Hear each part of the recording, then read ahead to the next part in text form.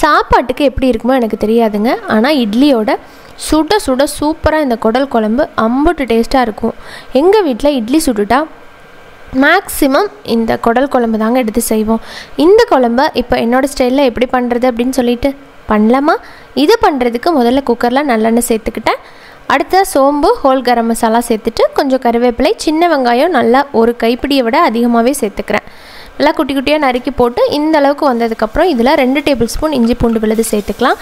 நல்லா வதக்கி விட்டுட்டு அடுத்ததாக எப்பயும் போல் மசாலா, மஞ்சத்தூள், மிளகாய்த்தூள், மல்லித்தூள், மசாலாலாம் போட்டுட்டு நல்லா வதக்கிட்டு 2 தக்காளி பழம் அரைச்சி வச்சுருக்கேன், அதையும் போட்டு எண்ணெய் பிரிஞ்சு வர அளவுக்கு வதக்கிக்கலாங்க. அடுத்ததாக நம்ம சுத்தம் பண்ணி வச்சுருக்கிற போட்டி முன்னெல்லாம் 3 டைம் வாஷ் பண்ணிவிட்டேன் சுடு தண்ணியில்.